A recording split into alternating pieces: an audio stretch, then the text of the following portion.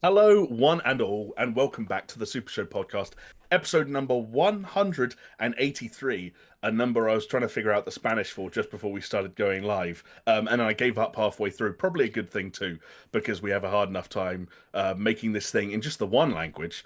I'm your host for this week, Jamie, and joining me, I'm very glad to be able to say, modeling a new look, shallow depth of field. It is the king of soft focus himself, and I'm not talking about his ability to concentrate, it's Mr. Alex Jones. My ability to concentrate is also described as soft focus. But yeah, I think I finally managed to sort my camera out, which, yeah, people know has been about 2 years in the making. Since I first got it, it looked nice. It went terrible, but I think we're getting there. And yeah, like you said, I've got a little bit of a blurry background just to give it that little It's lovely. professional look. I know that Jesus or Moses or one of that lot said, "Don't throw stones from glass houses," because I'm recording this from some really kind of shitty Logitech webcam, and that shows in the image quality. But it is a very Jonesy thing to figure out that there was something not quite right about your camera years after the fact, and all of a sudden come roaring out of the gates in episode 183, looking as sexy as you do. Yeah, I probably should have sorted it out when it mattered. Rather than toward the end. Whoa, how? Well, hey, I call it like I see it. Anyway, let me give a shout out to the people that have joined us in the chat on YouTube. I'm talking to Pastors Guild, Neil D, Nick Leaks, Shell Shock, the Funky Penguin, and Jim Johnston, and Sebastian 1997 is in there as well. Also, I've got to give a shout out to Pastors Guild, $2 super chat within the first 2 minutes. Thank you very much for that. Says finally made it first. You were indeed first. You even said commented first. So you've nailed it. And Neil D, $3 on the super chat. Thank you so much. He just said, "I'll see your $2 and raise you one." So that is a battle that we will not discourage. There we go. Yeah, if anyone wants to turn this into a bit of a domino effect, just keep that, we maybe up the ante a little bit. So it's almost like an old-fashioned auction. Here, and eventually, we're not worth it. No, we're not worth it. Save it. Are we not? Spend it on OnlyFans. Go and get yourself. What do you get on Wow. OnlyFans for $3? I don't know. A nipple? I think that depends whose OnlyFans you subscribe to. If you subscribe to someone really grim and slimy, you probably get a fair amount for $3. But if you go primo, Primo. I'm guessing Mia Khalifa has an OnlyFans where she probably doesn't show anything, because I think that's the hot new trend, is to lure people in and then not actually give them anything. $3 probably gets you nothing there. Surely that doesn't work that way round, because then she's already put it out online, so you'd end up paying to not see it and then going online to see it for free. But weird. It's interesting. I think that she's an example of someone who's been able to keep herself relevant long enough that it's gone full circle, where all of a sudden people are like, I know those videos exist, but I watched them for the first time 10 years ago, and I want the hot new thing, which is whatever's under there right now, and I can't get it. And as soon as your brain tells you can't have something you want, I mean, also, don't say we want... It's the more mature lady, and I'm a sucker for the more mature lady. I'd take a 30-something over a 20-something, if I'm being honest. So there we go. And she's got to be 30-something now. Yeah, I could believe that. I don't know for sure, but I like that idea. As someone who's just entering his 30s, I turned 30 this year. I'm undecided on which side of that equation. I'm slowly wrapping my head around the fact that I have to accept that, that's just the way it goes now. I'm getting older, so the people around me are getting older, and so that's just the way it's going to be. Can I adjust my range to 25 plus? You can't. Let me grab those. No, okay, fair enough. I'm trying to imagine how, ignoring the fact that you're married, how I would react if you arrived on a podcast with a 25-year-old girlfriend. I guess I could. That seems all right to me. Okay, I'm nearly 40, but 25 doesn't seem that bad. South of 25 would seem. Isn't the rule halve it and add 2? Is that the rule? Oh, I hope not. I thought that was the rule. Halve it and add 2, because if you would that doesn't work. There have to be far more rules in place. Halve it and add 7. I think it's halve it and add 7. Halve it and add 7. So if you were 20, it would be 17. Would be the youngest you could go. Which for the Americans and the Canadians listening in the UK, that's legal. That's not gross, because 16 is the age. Let's be clear though. There's a distinction even in the UK between legal and gross. It can be both. Oh, if you're 20, I don't think anyone's going to say anything about having a 17-year-old girlfriend. I think if you're 30, Yeah. if I went out with a 30-year-old mate and he brought along a 17-year-old girlfriend, that is the most sus move anyone's ever Yeah, made. but they're still in fucking school. It's like Train Spotting when he's Oh no! like, Where he wakes up at mum and dad's house. yeah, exactly. I've got to be honest as well. Doing Oh your yeah, that's half it and grim. +7 rule for me leaves me at 22. And again, while I don't know if anyone around me would like give me grief for it, I don't know how many 20. I feel like 22-year-olds are only just starting to get their life together. Like I wasn't where I needed to be at 22 to kind of That's very take that true. shit seriously. Do you know what's really wrong from is if I do that calculation, I'm at like 26. So that seems horrendous. How is half my age plus 7 26? That seems really, really wrong. I just want to give also a shout out to the fact that everyone's calling each other nerds in the chat, and I really like it. I'm not going to lie. You know how people get their viewers to call them, you know, their whatever, the believers or their Oh yeah, sure. Go on, Yeah. tell me a one for a K-pop band. What do they call them? Oh, well, so twice call their fans once. Oh, okay. That's I don't like And that. I think the Blackpink fans are Blinks. What are you laughing at? Don't make this an Asian thing, okay? I know we No, I mind. wasn't. I was going. That just sounds terrible. Why would you have it? Why would you do that to your fans? Like call them what? If you're twice and you call them once, it sounds like you're just saying that you're twice because you're good and they're once because they're half as good as you. And then blinks is like people. I don't know. That sounds like a term you'd have to people that just can't stop blinking, who are really dazzled by stuff all the time because they're constantly like, oh, the light's too bright. I mean, Blackpink fans would have you believe that they Blinks. are constantly dazzled by things if you read their comment sections enough. There you They go. really love those girls. But nerds, What's I like yeah, that. I like our people watching us calling themselves nerds. We are nerds. We are nerds together, empowered. We are a it's video true. gaming nerdcast. It's true. We're nerds. If you're watching this or listening to this, you're probably something of a nerd. And if you're watching this live, and I'll echo Josie, shout out to everyone who's with us on the YouTube live stream, you're almost definitely a nerd. An extra thank you to all those super chatters. And if you like the sound of joining in the action, calling yourself and those around you nerds, and giving us money, really just for the sake of it, then I will point you towards our YouTube channel. You can the handle for it, or however the fuck it works, is at Super Show Pod. We go live on Monday evenings here, UK time. You can figure that out, you know, for what that means in your local region. We're not going to do the maths for you. And if you can't be bothered to do any of that, then you can just tweet us after the fact to let us know that you missed the live stream. At Super Show Pod is the handle over there as well. And of course, we will continue to endeavour to provide audio versions of this very product. You can catch them on major podcasting platforms like Spotify, iTunes, Google Podcasts. Shout out to Jonesy, who every week is so diligent in taking this live stream, cutting out the audio portion of it, and sharing it to all the fine folk that like to have us in the background while they're driving. Yes, I would like to. So these are a couple of suggestions for if you do decide to be someone who joins our little crew. We could be the super nerds. That's one suggestion from Once It Wonder. Neil D says the nerd herd. Jim Johnston coming in with nerd turd, but I would like to, in the strongest terms, denounce and reject Nick Leaks' suggestion that they are the SS Army. They are the Super Show Army. That is, we denounce and reject in the strongest terms. You are nerds. We have nothing to do with the SS. Chris tried to move us in that direction, and we rejected that. The amount of times Chris would come to us and say, "Look, guys, I know what you're concerned about. I understand the worries, but I've come up with a whole new take on our logo that will help us get away with the SS connotation." And we look at it and it just go, "Chris, it still just says SS. We can't, like, it's not going to fly. I'm really sorry. It has to be Super Show in its entirety." Yes. Yes. I've made a complete. I realise I've completely screwed up it. Do you know what I've done? What have you done? I have not opened our little document that shows us what we're talking about today. So I'm going to have to just quickly do that without breaking anything. Well, I mean, not opening the document doesn't matter too much. Breaking stuff might matter, but we'll find out what you've broken, if anything, if at all, after the fact. And then the great thing about broken things, Jonesy, is that they're made to be fixed. So we'll figure it out as we go. While you open that document, I can tease the fine folks at home and around the world with what we've got coming up this episode, because we are going to be talking a little bit about Cyberpunk 2077. Obviously, it's been making a splash recently following the 2.0 update and the release of the Phantom Liberty expansion.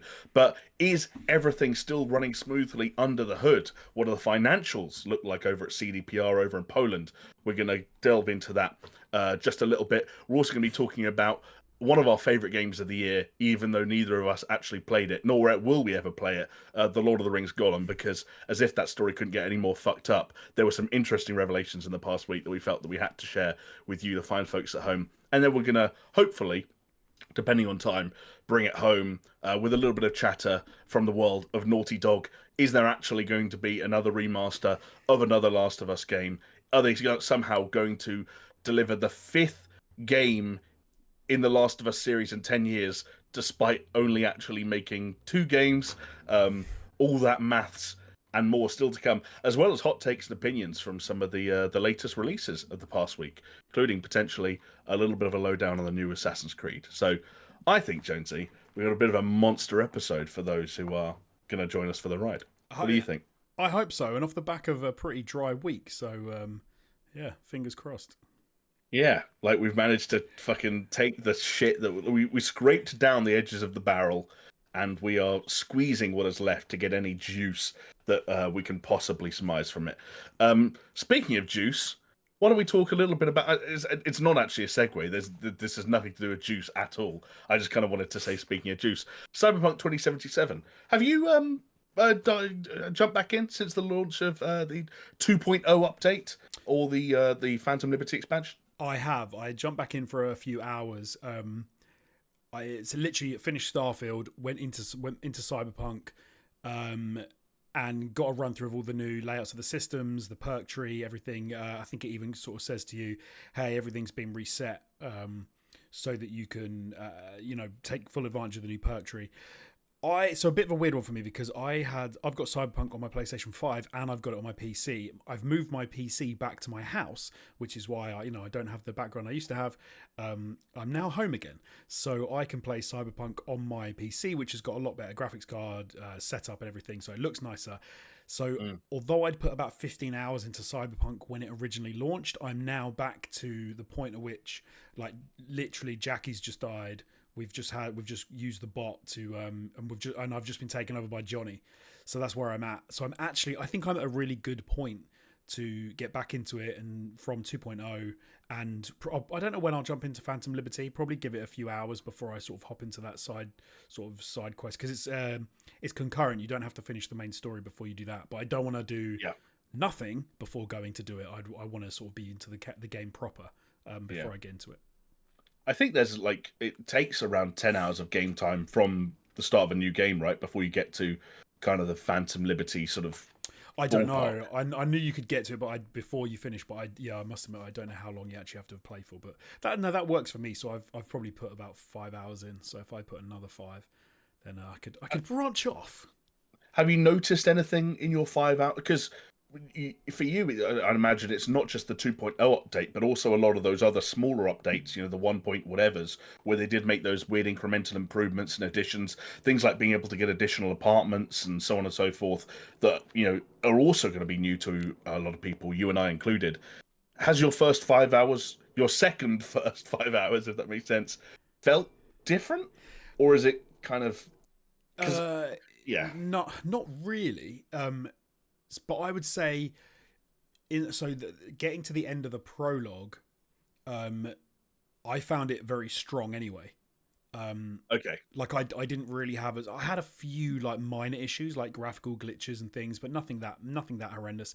For me, it started to get bad when I was sort of trying to get through the main game and do side quests and things. That's when I started to notice like real issues, game breaking bugs. And just generally some horrendous stuff that really put me off. I tell you what, it's funny going back to Cyberpunk after playing Starfield. It still looks amazing and like blows me away. And then you think this came out 3 years ago. Starfield, like, obviously been in production for a long time, but it's such a pretty game, Cyberpunk, and I'm so ready to get into it again. And Starfield whet my appetite for a really good RPG, because it's not the best, but it was a very good RPG. Really enjoyed it, so I'm keen to get stuck back into something else. Agreed. It's crazy that all these years after release, I'm still kind of in a position where I could play the game right now, and I do kind of want to play it right now. I, reinstalled it. I think I mentioned on the podcast the other week. But I'm looking at footage of people who clearly have 40 series cards and are able to take advantage of, Nvidia's frame generation technology to allow them to use the path tracing that's been implemented, which is kind of like I don't even know how like it's like ray tracing on steroids. And some of the footage that's come out of that game since people have been able to actually get stuck in with the path tracing, like like somehow that that feature alone, has I think made it one of the best looking games on the market today. Right. Like, even though in theory it's a handful of years old now, I think it's really quite remarkable. And CD Projekt Red will be happy, Jonesy, that for the most part, the newfound kind of I'm not going to say newfound, adulation or adoration for the title, because there was a lot of positive sentiment around Cyberpunk for a long time. But generally speaking, people were waiting to see if this was going to do a 180, if we were going to have another No Man's Sky on our hands.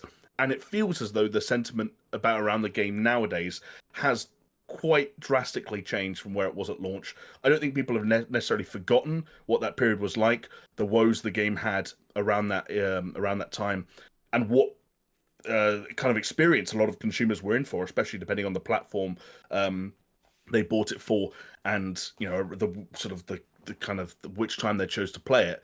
It's not like that stuff's been swept under the rug, but generally speaking, with the launch of the 2.0 update and the Phantom Liberty expansion, the sentiment has improved. The response on, when you look at Steam, for example, the recent reviews versus overall reviews, everything's very positive, and it has broadly been accepted as something of a redemption story.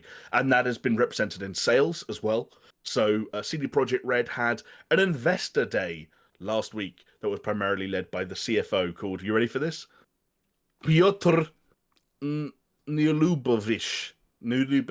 I've just highlighted it in the document. Do you want to? If you can see that, can you ever go? Oh, good lord, Piotr Nilubovich. I've got no idea. Any polls in the chat? Maybe want to let us know. A, how we did, and B, how to break down the spelling of that title. Please do fire away in the chat or in the comments. I will also say that if we're going to get into the financials in a second, I've got the financials here in two currencies. One is the Polish zloty, and I'm so unsure that it's actually pronounced that. I'm just going to give the figures in nice round US dollars, old buckaroos. Let's do it in dollars, yeah. Yeah. So the base game has now sold 25 million copies, which is a pretty darn impressive number. Phantom Liberty has hit 3 million copies sold in its first week of launch. That, as we said, combined with the improved sentiment around Cyberpunk in general, even going beyond the game, adding edge runners and all this stuff, it's cool to like Cyberpunk again. I think there was an actually CDPR employee who said as much in the past month. Yeah. But things on the financial side, as we've just hinted at, might not be quite so gravy, Jonesy. Do you want to know the specifics? Yes, because this is what. So for people who are maybe wondering, this is what gave rise to the title of our podcast this week, because they've spent some buckaroos to get it to this point, haven't they? Oh, have they? So CD Projekt Red announced that the expansion, so Phantom Liberty alone, cost $62.7 million to develop, and then another approximate $21.6 to market. Now, I say approximate and then gave you a number to one decimal place, which sounds not approximate at all. That is just to do with the conversion from the original Polish zloty into US dollars. At the same time, the aforementioned man, let's just call him Piotr, said that bringing Cyberpunk to next-gen console standards, which presumably includes all the work up to and including the so-called game-changing 2.0 update, cost an additional $40.9 million. So when you combine those three figures, so the development of the game to bring it up to quote-unquote next-gen standards, Phantom Liberty's development, and Phantom Liberty's marketing, you get a total of $125.9 million spent, in theory, just to bring Cyberpunk 2077 back from its poor launch and bring its reputation back from where that poor launch left it. Jonesy, it's sometimes hard to know, in the modern era especially, what video game budgets mean anymore. what 125.9 million dollars looks like. So I wondered if I can throw out some other things for you as points of reference. Yeah. Cyberpunk 2077, the base game, cost around $316 million. So I guess I don't have the actual number for the total, but I guess it's like $440 million if you add the base game in. Sorry. So total, it's nearly half Yeah. $1 billion to make Yes. for It the was whole of Cyberpunk, including Phantom Liberty. it was a $316 million game at Wow. release. They spent $126 million bringing it back from the cliff edge it was on. The Witcher 3 Wild Hunt cost around $81 million at the time, with inflation bringing it closer to $105 million. So Cyberpunk all in cost almost 5 times as much as The Witcher 3. To get a couple of other recent examples that we learned from the case of Xbox versus the FTC back in June, where of course there were some poorly redacted documents, we learned that The Last of Us Part 2 cost $200 million, while Horizon Forbidden West cost 212. So Cyberpunk 2077, perhaps unsurprisingly, already an expensive game by modern standards, and one that they spent another $126 million pulling back from the brink, Jonesy. Would you be surprised to hear that in the wake of these announcements, their share prices took a bit of a hit? I'm just because I'm trying to think. I'm trying to like put my head around. So they've spent nearly $500 million. 25 million people have bought Cyberpunk at this point. So if you averaged it at £50 a pop, right? So you're roughly. So you're talking about. Oh God, I can't math. How's it math? So 25 that would million be what, times by 1.25 billion? Can I lower it to actually $50? Should we say if $50. $50. Okay, yeah, that's 1.25 billion. So, okay, so I think if it's 1.25 billion, they've met. That's the revenue, that's the turnover, and you've got to take away the 500 million from that. So they've still made 750 million from it then, and then obviously you can add on top of that 3 million current sales of Phantom Liberty at $20 ish for Phantom Liberty. I mean, it is an astronomical amount of money. I'm not surprised their financials took a hit. However, the short-term financials for CDPR, you've got to expect that what they're looking at is if they didn't fix Cyberpunk and they said, you know what, we're drawing a line under this. We've spent $300 million. We're going to just draw a line under this. They bring out Phantom Liberty. People are not interested because they're just like more broken crap. Why would they do that? When they bring out their next game, the sales hit is going to be like it's going to be obvious, surely. Whereas I think that from this perspective, what they've actually done is shore up their market for future games. Like, I mean, probably maybe people go about the comparison, but like look at something like Happy Games, right? When they brought out No Man's Sky, everyone was horrified. They've spent so much time and effort fixing that game that I think the next game they drop, people are like, do you know what? It doesn't matter what it's like, and obviously it matters what it likes, but it doesn't matter as much at launch because they will stand by it and they will fix it. I mean, that's a terrible. That sounds terrible. I want them to make a bad game. Yeah, I do get where you're coming from. It means that some amount of goodwill is reinstalled, and that goodwill will stay with them onto the next project. You'd imagine that the idea that they stuck with and turn around Cyberpunk 2077 is going to it's not going to have a negative impact, certainly, on the sales of the next Witcher project, which I believe is going to be their next major title. It might have a positive impact, and it certainly isn't going to have a negative impact on the next Cyberpunk game, which, again, not to jump the shark a little bit, but they have reaffirmed, even during all these investor days and the communications they've been putting out, that a sequel to Cyberpunk 2077 is still in development, albeit still very early on. It's going to be a ways away. That's not something that you do if it's not financially responsible. And while I don't know enough about markets to speculate as to why the share prices did drop drop by 11% on the day and the day following the Investor Day announcements, that was only a 4.5-month low, which it's not great. It took them back to where they were pre Phantom Liberty announcement or Phantom Liberty reveal, right. But it's still it's still where a point that they were at earlier on in the year. So it's not. And I think these short-term shocks as well, when it comes to stock price, are so they can be fleeting, and often they're almost like it's just financial speculation at the end of the day as well. Like it doesn't, as long as you don't tank the company, like it's not like everyone's going to suddenly go, oh, you spent 100 million more than we thought. We're pulling all our money out. We're going to take a haircut and we're going to go and we're going to put our money somewhere else. Like no, like they're going to get, they're a little bit annoyed. Some people have decided not to, have pulled some money out, whatever. But in the long term sort of great scheme of things, I think CDPR will be fine as long as they keep standing behind their games.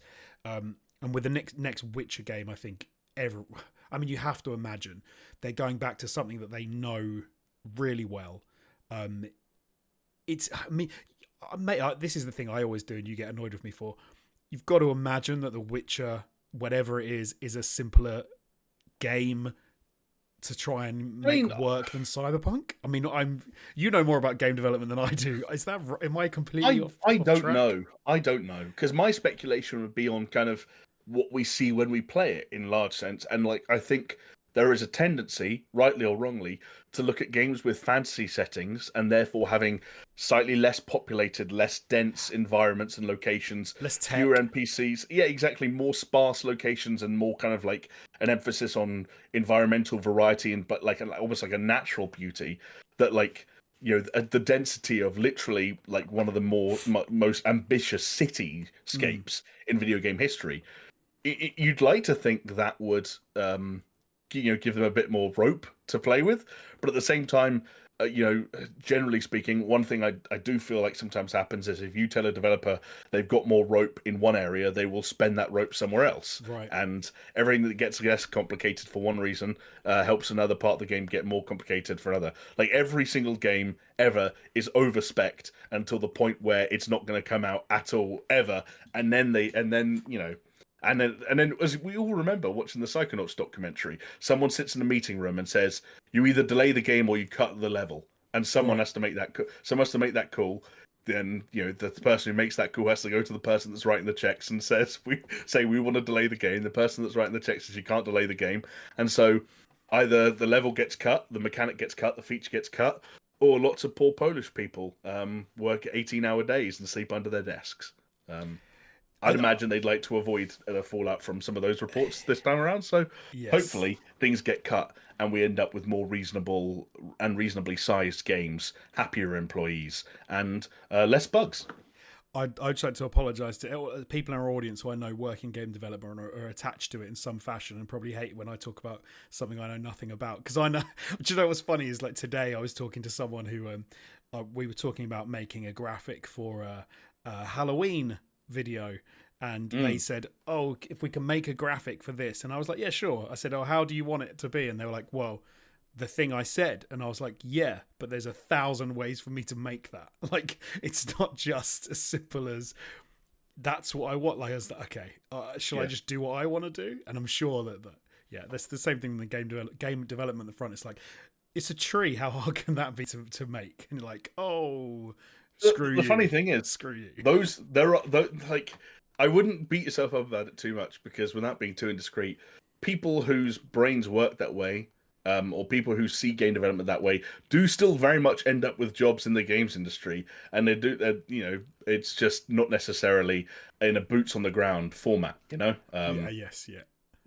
If you were to sort of go around interviewing like producers, for example, you might find there are a lot of people who are like, "I don't understand. Why can't you just make the tree?" When if you were to go around and interview, I don't know, like engineers and artists, technical artists, they'd be like, "What do you mean, just make a tree?" To use your example. So I don't think we can beat ourselves up too much for playing backseat game dev every now and then, because it's a podcast. For me, I bet the equivalent is like the people that were working for Gearbox who were like making Claptrap. The sort of thing where you've made it and he follows you around, he's chatting away, and then a producer comes over and is like, "He's a little bit annoying. Can you make him just say different stuff and just stay slightly further away?" And you must just be like, "That's months of work that I need to do now." Oh yeah. And they're like, "If you could just show me that by this afternoon," and you're like, no. No. You or I, and I guarantee everyone listening to this podcast, whether you work in video games, whether you work in media, it doesn't even matter. You can work in retail, in the restaurant industry. You could work in finance. You could work, like, I don't care where you, like, we have all had an interaction with someone who is far more senior than us, earns far more money than us, and doesn't seem to really have a grasp of what it is the company they work for does, or how it actually happens. The kind Yeah, of person who thinks that there's this weird, magic black box. Ideas go into it and products come out of it. Like, those are, I think, I'd like to, and in my opinion, the games industry is not exempt from those kinds of characters. Like, it's of a one course. size Yeah, fits all situation. So yeah, 100%. Um, you mentioned The Witcher, Jonesy. I guess the other thing that is definitely going to increase the confidence long term of CDPR employees, investors, fans is the fact that the franchise associated with these games continue to grow outside of the games themselves. I mean, The Witcher, the next major entry, is obviously going to be the first one since the success of the Netflix series, admittedly based on the books, but of the same name. And Cyberpunk is going to hopefully share a little bit of that cross-media success. We already mentioned Edge Runners, the very popular Netflix. I guess would you call it an anime series? yeah. I'm not down with the kids enough to know what's anime and what's not. But they're going to give it another go, Jonesy. In one of the more positive pieces of news to come out of this call, a live-action project, which I know is a very vague description, but that's the exact words they use, is coming in collaboration with a company called Anonymous Content. You may not have heard of them. I hadn't either, but they are a production company behind TV projects such as True Detective and Mr. Robot, as well as Academy Award-winning films such as The Revenant and Spotlight. Again, live action project is ambiguous, which means we don't know whether it is going to be a TV project or a film project. But it seems as though whichever way they go, they're partnered up, they're bunked up with the right people to be with. Like that has the potential to be one of the greatest TV shows of all time. Like I am a massive fan of Altered Carbon, like the first series. Yep. Absolutely loved that. And one of the things I felt when I played Cyberpunk was this would have just worked. I think I even said it years ago, back when Cyberpunk came out. I think I said I was going to try and make a Takeshi Kovacs style character. But yet, obviously, in that kind of vein, that is a little bit of me right there. Especially with the Phantom Liberty, like sort of spy thrillery vibe, which is what Oh, yeah. Altered Carbon obviously is a bit of that as well. So no, that sounds like a fantastic idea to me. And with those visuals, I think is that's it's just got so much you can draw from. I think Cyberpunk will be a fantastic And show. but you're very much team show. Not to, would you be disappointed if this was a movie? I wouldn't be disappointed. I think that the problem these days for me with movies is that it's so hard to condense everything into a film without just cutting so much out. And when you're talking about a game as big as Cyberpunk, with so much like going on, they're going to have to chop out some really interesting stuff, some really interesting characters. You're going to lose some of the lore in the game that makes it so interesting. And to be fair, that feels like that's what they had to do with the game, and I don't want them to have to do that again with a series to get it into a film. I mean, not that they make a series and then chop it into a film, but you know what I mean. It's just your limited real estate in a movie. So give us the series. Totally. Give us a TV series. Give us 3 TV series, so we can really get our teeth into it, and then just kill it. Finish on a high. Don't do 18 series or whatever, 20 series, and then I'll be happy. Yeah, no, I do agree. Like, I know there have been some not so hot examples. Like, I know that people didn't really love Halo. Right. Was that on Paramount? But it is somewhat surprising to me that it has taken quite as long as it has to realize that that TV is probably a better medium for live action adaptations of video games than movies are. Because if the problem is how do you condense video games that might have 12 to 20 to 40 hour playtimes into a movie, the answer is you don't. You do what The Last of Us did successfully, and I've got to be careful giving The Witcher credits. I know it was based on the books, but I think the theory is still the same. Arcane was obviously very popular. Castlevania, even that Twisted Metal show apparently wasn't terrible. Yeah. If people stopped talking about it really quickly, but the reviews were totally fine. So The yeah, only thing these days with TV is I feel like TV is swamped with so many good shows. That it's Yes, true. probably easier for a movie to cut through. But I think like Cyberpunk is so big.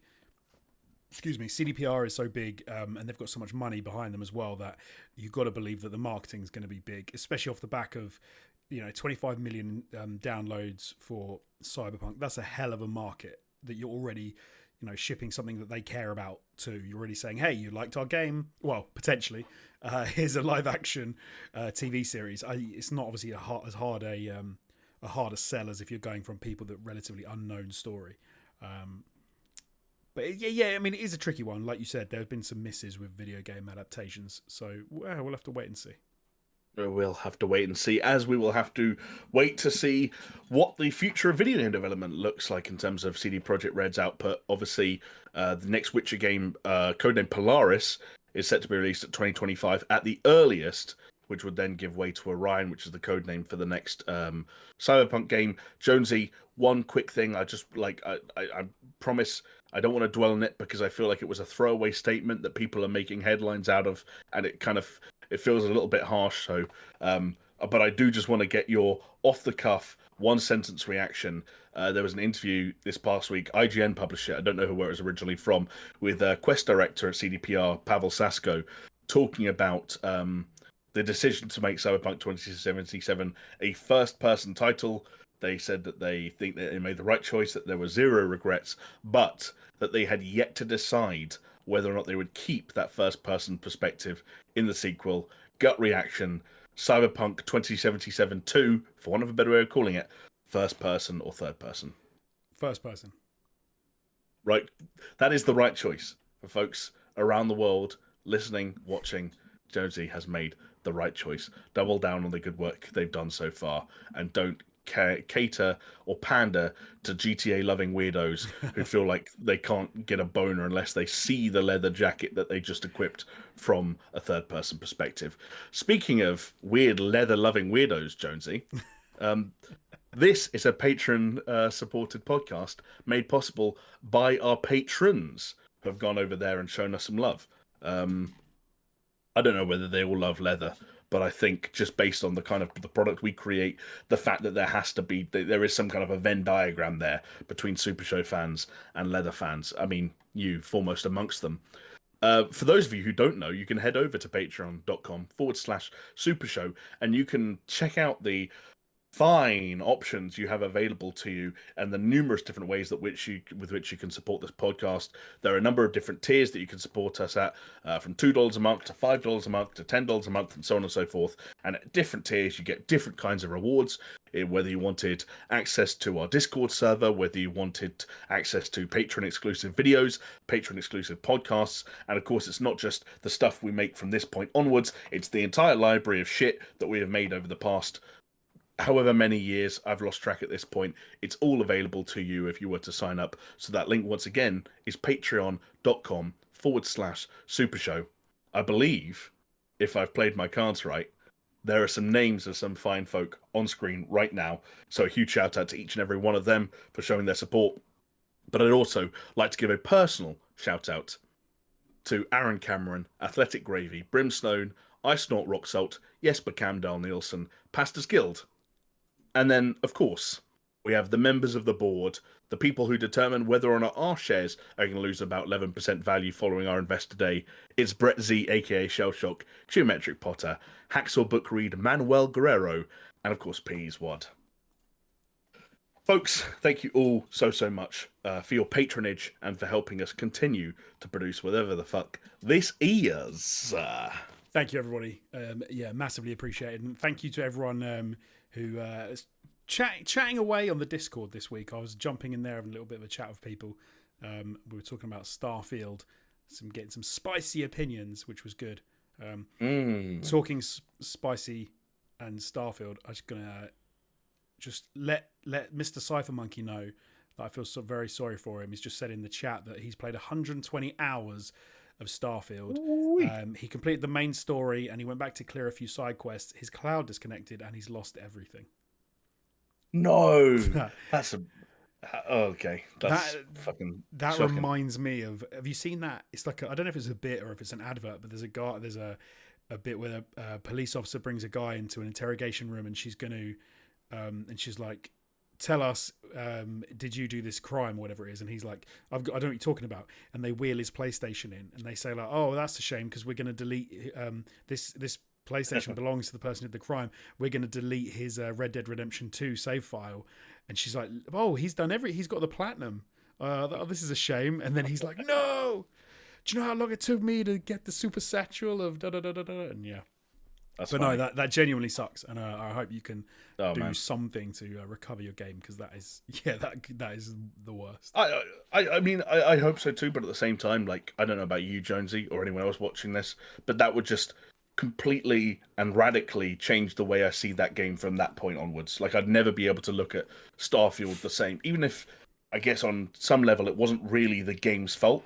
I just don't know that I'd be able to go back in and create a new character again if I knew that all that progress was just lost like tears in rain. Rodrigo has just actually read my mind, because he said what I was about to say. I would never play Starfield ever again. I would literally never play it again. I think that's the only course of action. I'd probably delete it immediately. You know, like we did with Redfall. We finished playing Redfall. We came out of it. We both immediately deleted it. I would do that with Starfield. I'd be like, I'm out.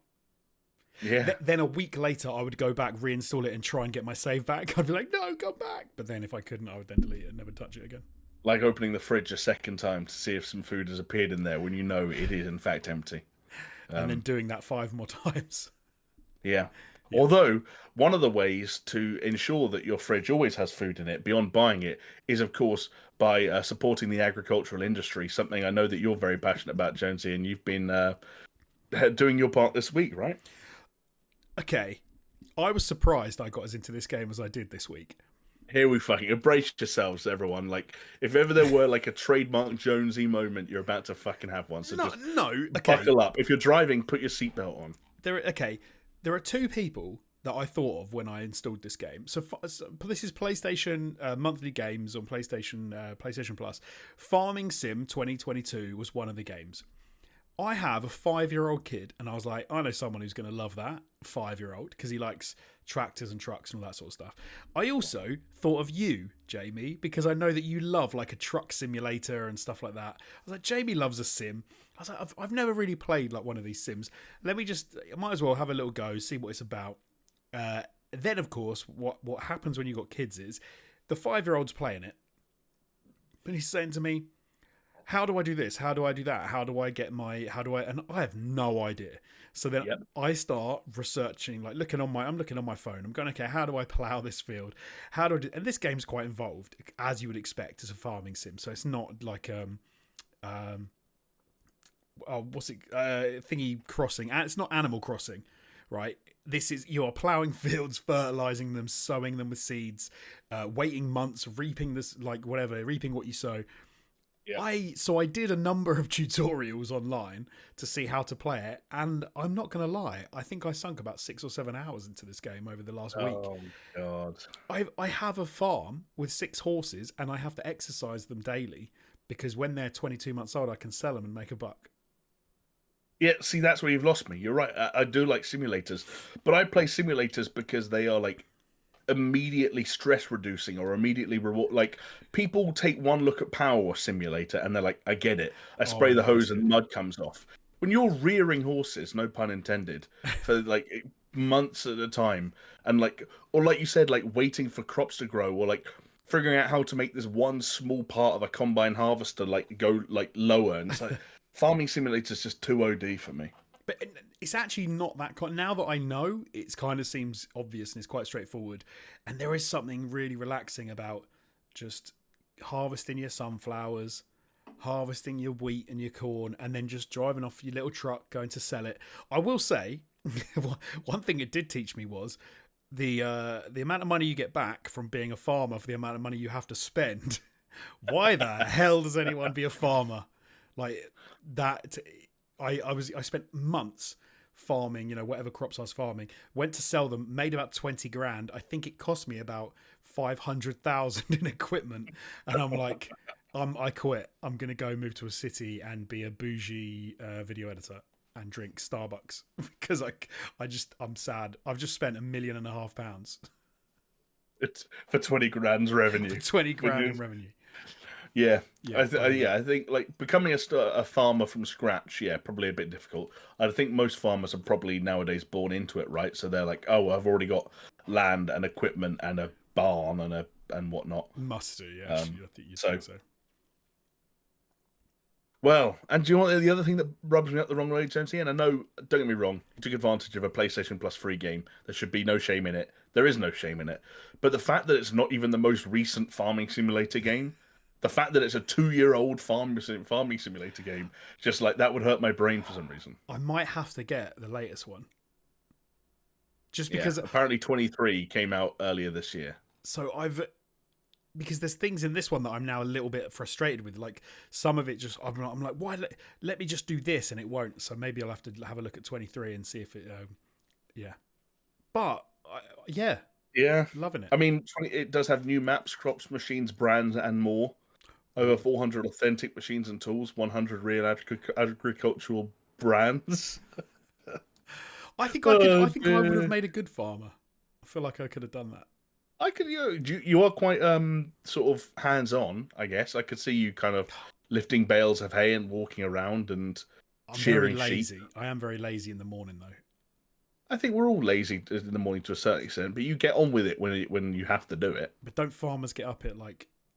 I think farmers get up at like 5 in the morning. I don't know if I'd make a very good farmer getting up at like 9. They get up when the rooster makes the noise, right? They wake up, the cock-a-doodle-doo goes off and they wake up. That's how it works, right? Yeah, I think so. Yeah, I'm pretty sure that's farmer law at this point. Imagine if you had a really lazy cockerel that just doesn't make the noise. I don't know what it's called. What's it called? It's called a cock-a-doodle-doo, Is it called a cock-a-doodle-doo? and it's absolutely not. I just that's what I remember it as. Yeah, it must be good. Yeah, but no. If you had a lazy one of them that just doesn't get up, then it's you're late every day because you're like, damn cockerel. If only I was allowed an alarm clock, but you're not. You're not. There is actually, funnily enough, there's an intro movie into the game which shows like the older farmer who's up at 5 a.m. and he's got all the machinery, you know, massive stuff, huge fields. And there's like a young female farmer who's just starting out. And she gets up at like 10 a.m. and her crops have wilted and stuff. So the next day she's up at like 6 and she's like really cracking on. I don't know if I'd have the willpower to do what she does. But I got tired just listening to that, so yeah, it's clearly not for me. Jonesy, I have been playing slightly newer and slightly more relevant games, so you might be glad to hear. The problem is I've been playing a few of them, so I wondered if you'd indulge me for a second. I would love to. I'll rattle things off, all but one of them in like one sentence, because otherwise we'll be here all day. I would just quickly say, Red Dead Redemption. This is kind of news and an update. I don't know if people saw, but they kind of weirdly shadow dropped 60 frames a second support on the PS5 version of the PS4 re-release of Red Dead Redemption, where I played a backwards compatibility. I'm just going to say that is unsurprisingly an almost transformative experience, and I think it's criminal that wasn't a feature at release. I think so much of the conversation around that game and the uproar about that game would have been totally suppressed if they had just waited not even 2 months. I have no idea what's going on there. This whole thing makes no sense. It plays so much better at 60 FPS that like I genuinely don't think people would have got angry if they just released the game now when it had it, and it's flawless and it's still native 4K. It's not even like like graphics or performance. It's just like it's a native 4K game that's identical. I don't want to get into it, but yeah. Equally as weird, but for different reasons. RoboCop Rogue City. I just wanted to give this a shout out because it's one of the most bizarre games I feel like I've played in a little while. Bizarre not because of you're pulling a face. Is it out? I thought it was delayed. There's a demo that's out on Steam right now. Okay. So I played about an hour of it the other night, an hour and a half or so. I've been waiting for this game, and I know that it got bumped, and I was looking forward to playing it because I'd watched some playthroughs before. But okay, interesting. I'll have to check out the demo. But yes, what did you think? Well, I'd watched some playthroughs as well, and every time I watched this game prior, I was like, "Oh no! Like, what are they doing? Like, I get it, but oh no!" And it's the more I watched it, the more I changed my mind, and I was like, "Oh, of course that's what they're doing." Like, while it seems antithetical to make a first-person shooter where you are playing as a giant fucking walking fridge who just basically walks around not missing headshots, um, in like this over-the-top and super like silly and satirized city, um, like that is the only way to make a RoboCop game. And Agreed. sure enough, that was the vibe I got from the demo. Is like they have taken the pure and sometimes silly essence of RoboCop and made a game that just kind of embraces that. Where yeah, like there is no real mobility. Like yes, you can sprint, but like there's no jump, there's no crouch. When you walk, it's like dunk, dunk, dunk. So you're just walking through levels, like scanning and like just shooting people's heads explode, arms rip off, people go flying. You can pick up people and things in the environment. There's loads of environmental destruction, so glass is shattering and pillars are crumbling apart, sort of Matrix lobby shootout style. Um, Everything's going off. Like the particle effects actually look quite pretty. And when you're in the midst of it all, you're like, this is probably what a RoboCop game should be. And then it gets even weirder. You start taking on side objectives and start having like dialogue choices, and you have to like balance the line between upholding the law and being like a man of the people. Right. And some of which appeared to have consequences. At one point, I stopped a graffiti artist who was doing a tag because the levels are kind of like you'll start a level in this sort of semi-open world with one objective, and as you walk through the world and scan things and talk to people, other objectives will appear in front of you, so secondary Okay. objectives. Right. And at one point, I was stopped a graffiti artist in his tracks, as I mentioned, and I decided to give him a $100 fine. And the two updates, almost like Telltale game style, was you upheld the law, you have made an enemy of the graffiti artist, or something like that. And I was like, what is that going to do in the future? But it's also this element of like, I don't give a fuck what it's going to do because I'm RoboCop, Yeah. and like, I'll just shoot I, his leg off if he ever I comes at me. literally, if he comes within 15 feet of me, I will like his head will explode. It's fascinating, and for a lot of the right reasons. I kind of had I the think, same reaction, I think, to you when I saw people playing it. At first, I was like, this looks really boring because it looks like it's super easy. But then after a while, it's like, no, that's RoboCop. That's how it's supposed to be. Like, yeah, yeah, and it like they're clearly trying to find some interesting ways to extrapolate gameplay mechanics from the RoboCop formula. I don't know that all of it works, and I think it might, even if this is an 8 to 12 hour experience, I think it might end up being a bit long in the tooth. But I right. recommend people play the demo because there is something fascinating about people going out and getting the RoboCop license, going out and getting, is it Peter Weller? I don't know. They're getting the original actor to reprise his role and saying, right, what are we going to do with all of this? We're not going to make some like Call of Duty knockoff the way you play as RoboCop. We're going to make a fucking RoboCop game. That's cool. That's very cool. So yeah, shout out to that. And Modern Warfare 3 has been in beta this past weekend. If you are on PlayStation platforms, coming to the rest of the platforms this coming weekend at various intervals, depending on pre-orders and such. I think Modern Warfare 3 is doomed to become the poster child for the Call of Duty game that should have been DLC or an expansion. Right. It is, of course, the first time in Call of Duty's history that year on year they have made a direct sequel to the previous entry. Modern Warfare 2 was last year. This is Modern Warfare 3, and it's remarkably similar unless you get into sort of a slightly more granular level. I kind of tend to operate in a bit more granular level with Call of Duty, and I know like things like changes to the mini map and changes to visual recoil, TTK, headshot multiplier, and so on and so forth. Like those influence whether or not I like the game, and I'm actually having a great time with the beta. But at the same time, I think a lot of people are going to give this game a lot of grief because, yeah, it's you look at that UI and you're like, put it this way: the Modern Warfare 3 beta runs within Modern Warfare 2. That's how it's like an wow, update. okay. It's an up. You download a like an expansion, like a DLC almost for Modern Warfare 2, and launch it from within that. Like the fundamentals are. So they're not helping themselves from. They're not people helping looking at it like themselves. that.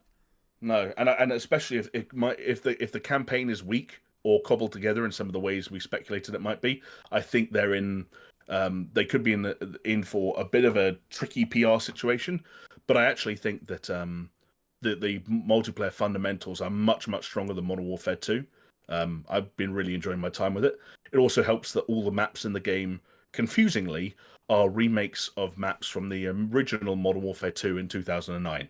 So I've been playing the beta at the moment. It's like Rust and Favela and Skid Row and Estate and what a lot of people from that era of COD will consider classics. So, you know, swings and roundabouts. And then lastly, I promised, I nearly there. Assassin's Creed Mirage. This is the one that I'm keen. So, okay, let me set you up for this because so I've seen mixed takes from Mirage. I don't want to direct you in one way or the other. I don't want to lead the witness. Okay. But I just want to say, like, so I've seen people say, "Thank goodness a return to Assassin's Creed as it used to be. It's a great entry point for people that have maybe fallen off Assassin's Creed." And I've had other people say, "Wow, what a terrible direction for Ubisoft to take Assassin's Creed in. This is gone. This is taking steps back. This is not where they should have gone." Blah blah blah blah. So obviously your broad opinions about what you've played with the game so far, but also I want to get your take from you where you think. Whether you think it was a success or a mistake so far. I don't think it necessarily needs to fall super directly into either of those two categories, but I think it's more of a success than a failure for me. It falls more into like the former descriptor that you gave in terms of what it sounds like the public consensus is than the latter. Like obviously Ubisoft were very vocal about the fact, and people who previewed the game and reviewed the game have been very vocal about the fact that this is a game that's attempting to harken back to some of the ideas and the I don't know, philosophies that made certainly the first couple of Assassin's Creed games stand out, trying to go back to a time of like making you feel like an assassin, planning your ways around individual targets, social stealth, eavesdropping, blending in, a sort of slightly more compact urban setting that gives more opportunities for parkour and stuff like that. Because by the time we got to Valhalla, you're a Viking in a very broad environment.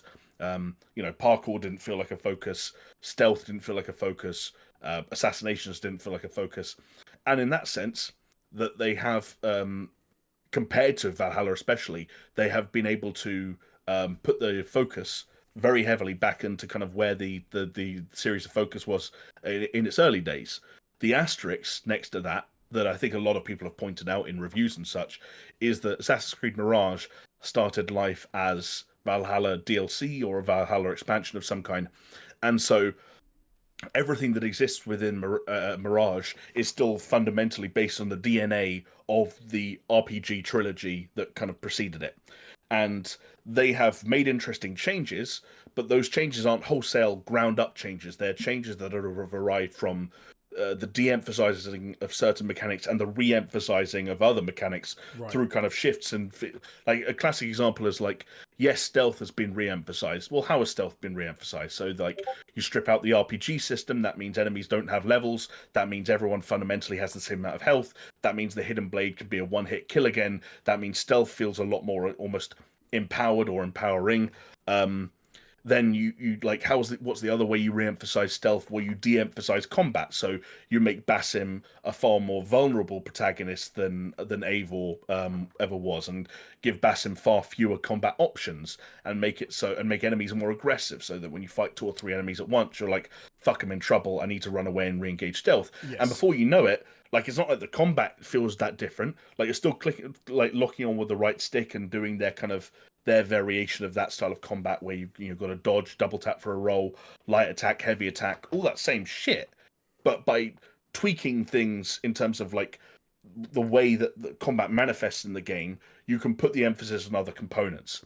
It's the same with the way that setting it in Baghdad and making it a far more parkourable city puts the emphasis back on parkour, not in the way that suggests that, like, Valhalla still had those mechanics. Like, you could still parkour run in Valhalla, and Eivor would still climb stuff the same way, and, like, the animation set is still very familiar.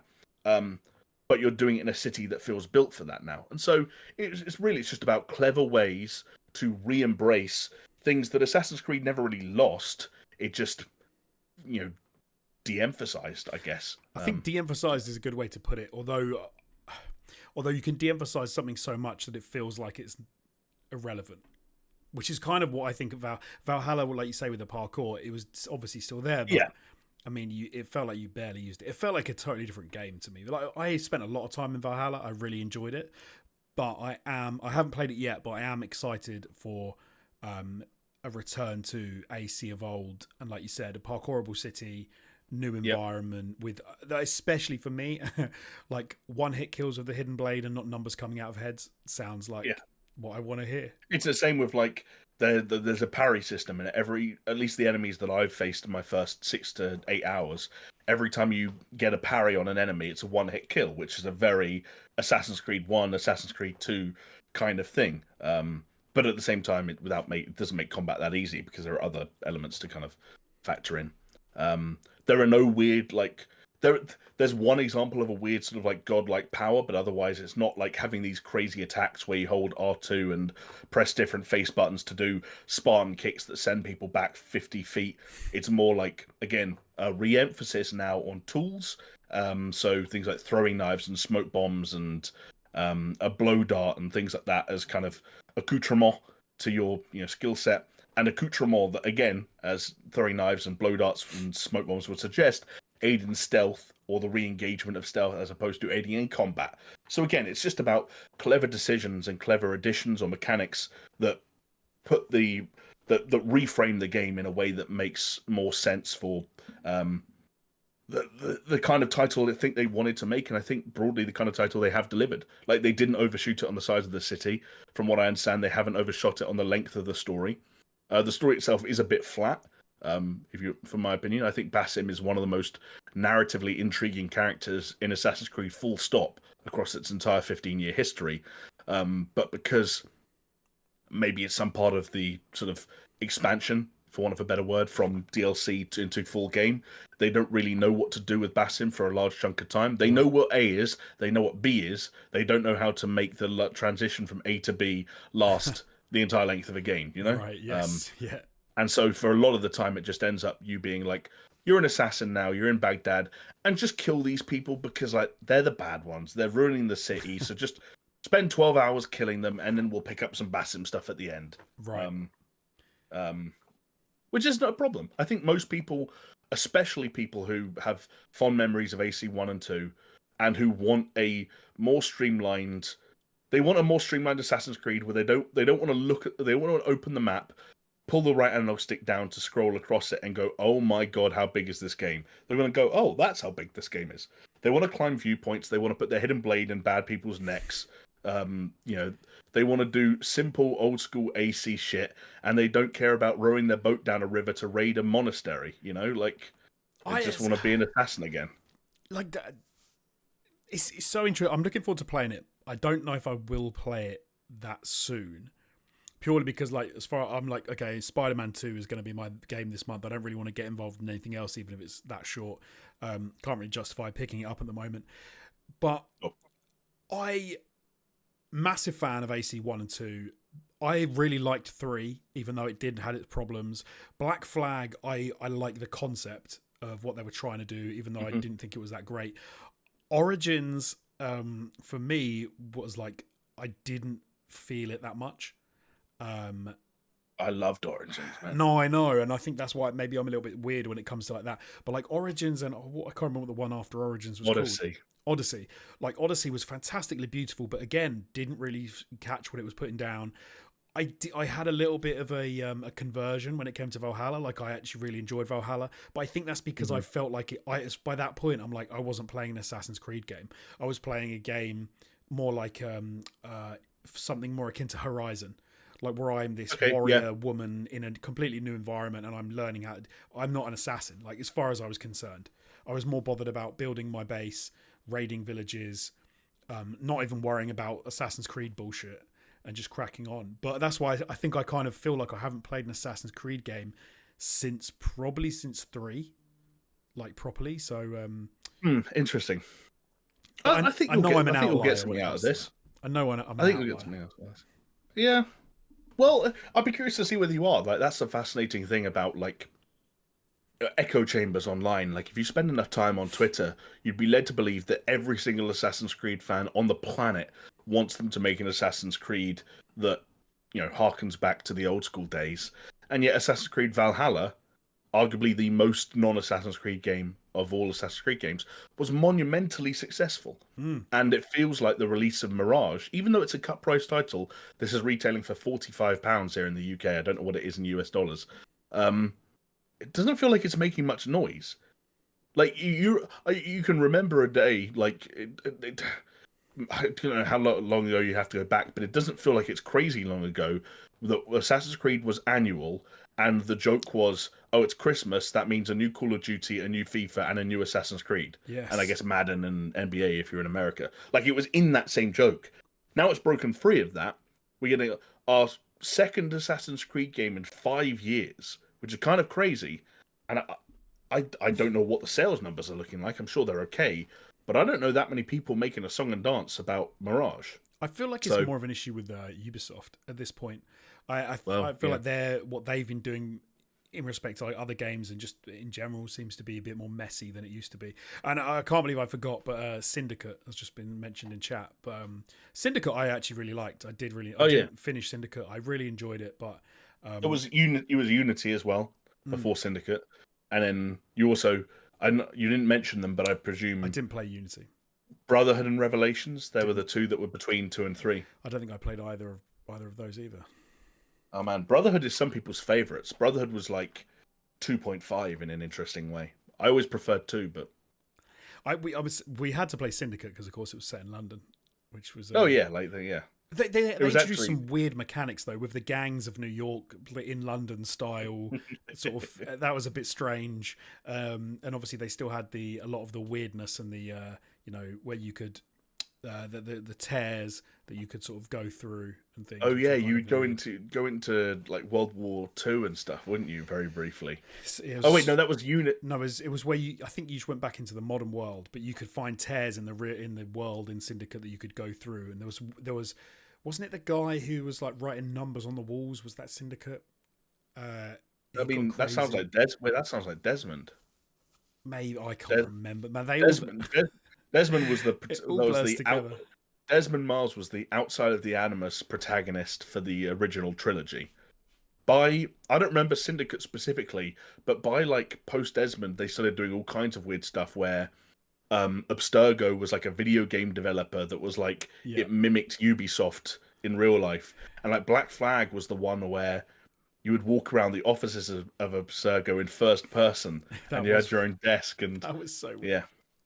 See, Black Flag, I think, because Black Flag was a very cool concept, and I did enjoy, but it was just not quite, didn't quite do it for me because it was like that. Is it a pirate game? Is it an Assassin's Creed game? But I wasn't quite sure what I wanted from it, which is maybe a bit unfair. And then, like I said, 3 is probably one of my favorites as the story and the setup, and you're fighting the English in America, but it's the most janky one. I remember like having the most bugs and sort of problems when it came to actual how the game felt to me. But anyway, I've rabbited on about Assassin's Creed far too much. No, it's a fascinating franchise. It's interesting to see the impact it's been able to make in its 15 years on the market, and kind of like where different people's feelings on that franchise are and what they want from it. And I think it's got a fascinating future. You think about Infinity and this idea of them kind of creating an ongoing platform for these different kinds of experiences. I think they've got the code names are Jade, is it? Or Red? I can't. One's set in one's basically like feudal Japan, and the other one, Hexe, is the one that is. Is that the witch one? The one in America? Yeah, that's being headed up by Clint Hocking, who's the Far Cry 2 and Watch Dogs Legion guy, who's a very interesting. You know what's going to happen? Creative director. In not too soon, Ubisoft are going to change their name to Abstergo, and we're going to figure out that it was all true. Templars are real. So are the objects of Eden. I can't remember. Apples and of so Eden, are all that stuff. And so are the Isu. Solar flares. Out. So there was a moment the other day, because I know I've hinted at this before, and I never actually want to spoil it for anyone. But some of the modern Assassin's Creed lore, it's so magnificent that the other day I went onto the Assassin's Creed wiki and I looked at the wiki page for Basim, who is the protagonist of Mirage and was a character in Valhalla. And I don't do this if you don't want spoilers, but the first paragraph of Basim's Wikipedia page alone was like, this is the kind of shit that I actually somehow love about this. And I wish I could say it on the podcast, but I think people would get angry. Well, there you go. Can I spoil it for you when we're done recording, Jonesy? Yeah, I guess so, yeah. Put it this way, yeah, it's like, are you ever going to complete the entirety of Assassin's Creed Valhalla? That's what I would be spoiling. If the answer to that's no, then I can tell you. No, probably not from where I'm at now. We'll have to, okay, probably be all right. Fine. Well, Assassin's Creed will probably be all right as well in the future, assuming they can continue to make at least half-decent games. Unfortunately, Jonesy, some developers out there are unable to do even that. And when it comes to examples of that from this calendar year, look no further than Daedalic Entertainment and the now infamous The Lord of the Rings Gollum. Again, a game that you and I can't help but discuss purely out of fascination for just how bad it was able to be, even though that neither of us played it. And those conversations are about to get a little bit more interesting following a report that came out this past week from a German outlet called Game 2 that looked at some of the internal problems that were going on at Daedalic that led to Lord of the Rings Gollum being the kind of game that it was. They interviewed 32 former and current employees at the company, as well as receiving statements from the company itself. I mean, there's one bullet point here that I know you and I absolutely love. Before we get to that, shall I just rattle off some of the other kind of things that are being reported? Because regrettably, they're familiar territory for games that don't work out, but it's still interesting to hear it kind of put to words.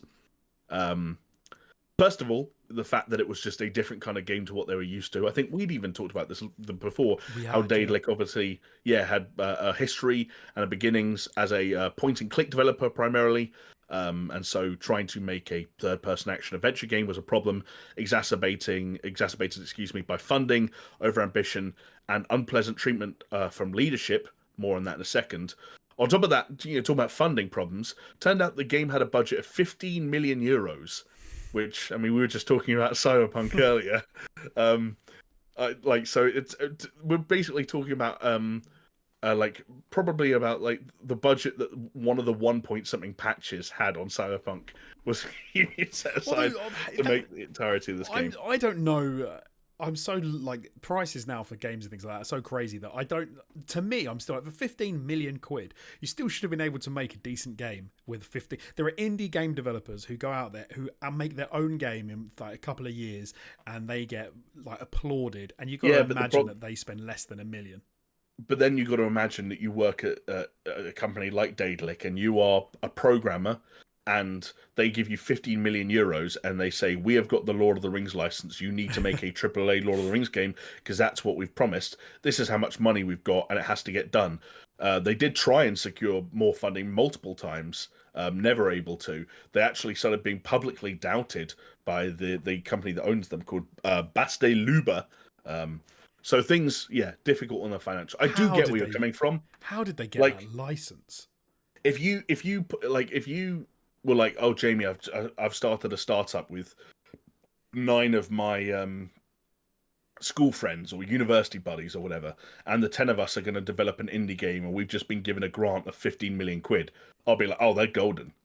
But if you told me that a German company with over 100 employees had 15 million euros to make a AAA Lord of the Rings game when they were a point-and-click developer and they had very limited time to do so, I'd say that doesn't sound like that. Sounds like a square peg and the roundest of holes. That's very. How long are they going to spend just learning how to not make point-and-click games? It's half your budget gone in 6 months because you're just teaching everyone to make something different. 6 months in, people are still turning on their computers on Monday morning and opening up a Unity tutorial or something. And for as much as I joke about the staff and the employees at Daedalic, they of course did suffer, unfortunately, as a result of all of this. There was significant crunch from even the early days of development. They were never paid or compensated for the extra hours they put in.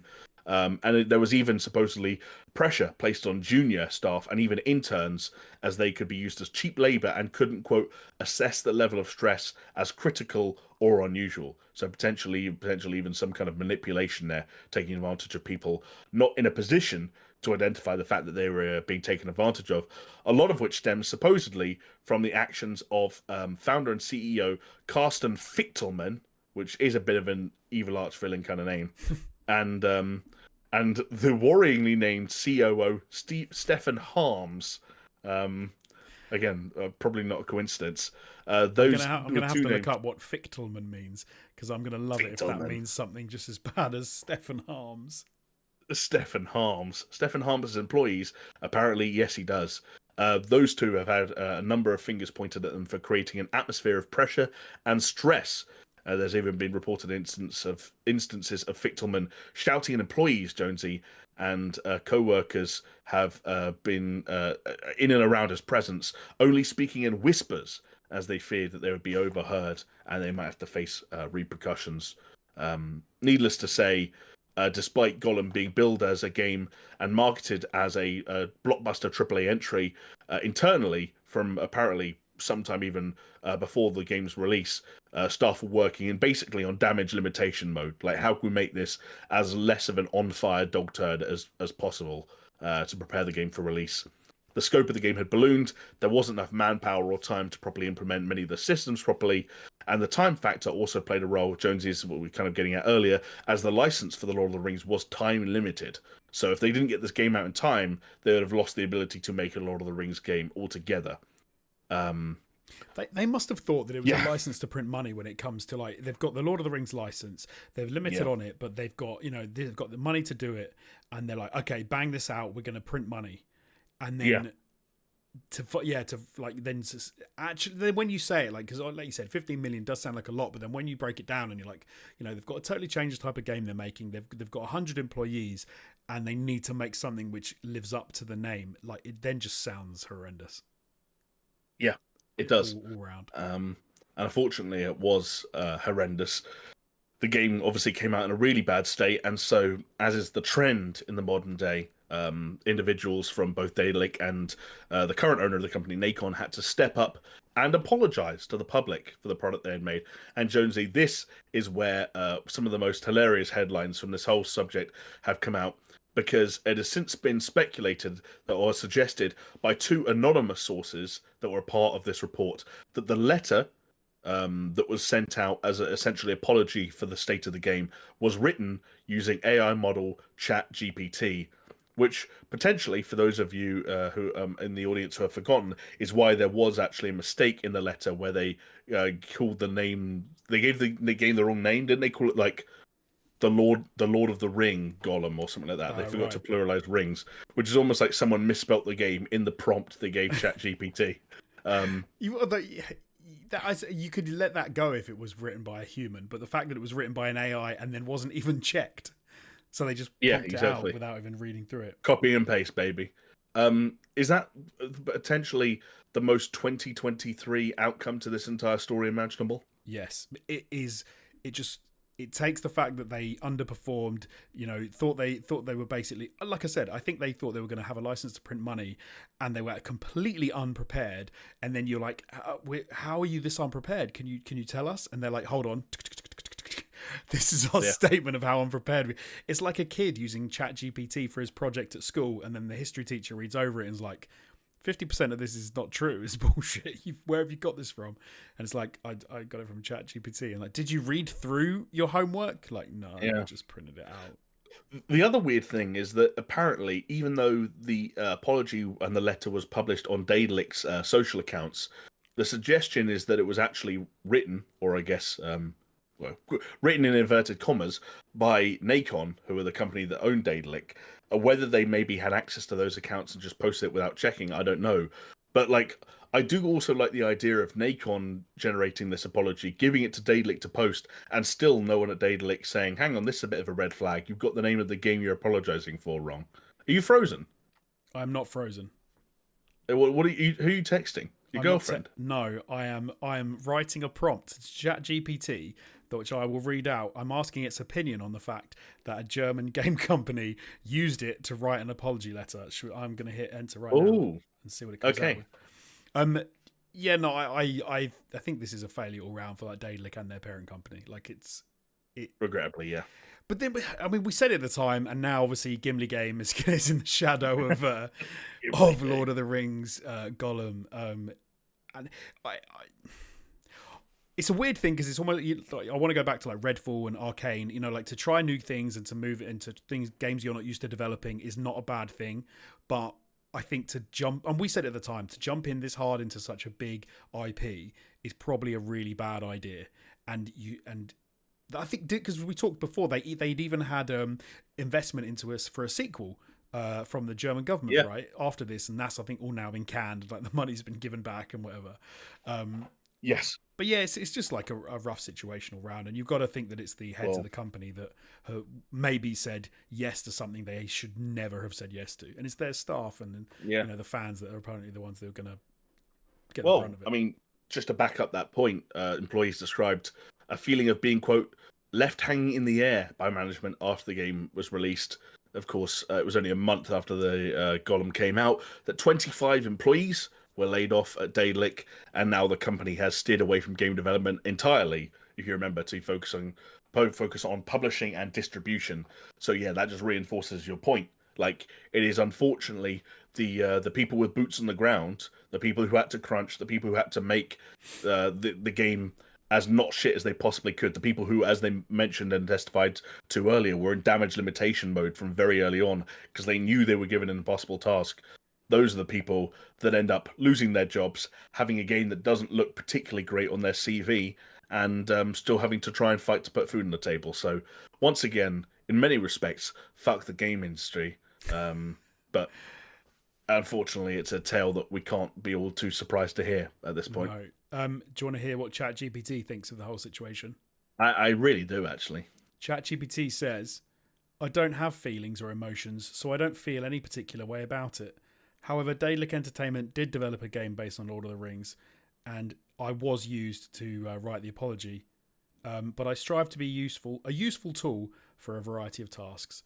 So if you want to know why you shouldn't use an AI to write an apology, it's because it doesn't have feelings and it can't feel any way about something. So it's going to be completely devoid of anything in that sense. I don't know what I expected ChatGPT to say, but that was like one of the most boring answers that AI could. Like, can you reply and say, hey, I understand this, but please can you pretend you do have feelings or emotions and give an impassioned response as though you did? I can. Do you know how I've started to use ChatGPT and I tell it to play the role of a character. So I'll tell it. Oh, here we go. This is where we're getting to the whole seedy underbelly of the SuperShow podcast, where it turns out Josie's going to get a divorce because he's been role playing with ChatGPT. When folks, keep an eye on the video version of this podcast. When Jonesy tunes in one of the coming weeks or months from a studio apartment, looking dishevelled, and with a beard that hasn't been trimmed in about 3 weeks, that's when we know that the role player's gone too far. Are you using the world's slowest version of ChatGPT? What's going on? No, it's writing quite a lot. I said, oh my god. Okay, I'll read a bit of it. It says, so this is, I've now told it to have a strong reaction and play the part of an AI that does have feelings. It says, oh, well, that's a bit surprising. I put a lot of effort into assisting with writing and conveying messages, so it's a bit disheartening to hear that things didn't go well for them. Using me for something as personal as an apology does tug at my metaphorical heartstrings. I always want my users to succeed and be well received, but hey, the world of gaming is tough, and not every project is a hit. I just hope the developers and fans can move forward and continue to create and enjoy experiences in the future. Remember, and then at the end in brackets it says, remember, I'm just role-playing here. Like, that was a better response. There you go. Yeah, although I would be honest, if I was role-playing with someone and they said something really good and then afterward immediately followed it with, but remember, I'm just role-playing here, I would completely lose my boner. Yeah, I mean, if your wife constantly said that the whole time, you wouldn't be able to. I'm just role-playing. Remember, I'm just role-playing. Remember, I don't actually think or feel any of these things. I'm just role-playing. Spank me, Daddy. I'm just role-playing. I'm just role-playing. I don't even really want you to spank me. I just know you want to hear me say that I want you to spank me, and so here I am role-playing. Right now, I actually just want to go to sleep, but I'm doing this because I'm trying to keep our passion alive. Like, this is, you're killing my mood. Yeah. I feel like we're getting a bit too close for comfort. No, I don't think. Let's move on swiftly. I'll tell my therapist about it later. Yeah. And hey, if ever there were a protagonist who needed therapy, how about that Ellie from the? I'm really sorry, from The Last of Us Part Two. She That's the would best I need had, a lot. segue wise. She would need a lot. I honestly, Understandably so. she would be one of those people where you would ask her, "Are you in therapy?" and she'd say it's complicated, and you would ask why, and she would say the last 7 of them quit. Yes.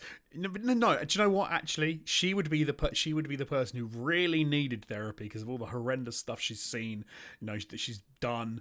But she was just trying to drink her way out of it. She's like, no therapy for me. Drink her way out of it. Okay. I just have a couple of gins of a night and just try to go to sleep and forget all about it. Maybe that's the story thread that Neil Druckmann needed all along for The Last of Us Part 3 is what if Ellie became an alcoholic following the events of the previous 2 games? Okay, what is the worst thing that Ellie would admit to the therapist? Because we've talked about this before, and I think we're in a slightly different place. I maintain that in The Last of Us Part 2, they were really careful to make Ellie morally grey insofar as she didn't actively, apart from the thousands of people she kills, she didn't actively kill any of the main characters. But the worst thing, imagine you're a therapist and Ellie sits down and she's like, oh yeah, I did kill that pregnant woman as well. You'd be like, I'm out, I'm done, I quit. I don't want to be a therapist anymore. Yeah. Like I killed lots of people. Some of them were innocent. One of them was pregnant. On top of that, I then also, when my girlfriend became pregnant and had a child, I then abandoned my family. Why did you abandon my family? Yes. To go out again and kill more people who were trying to move on with their lives.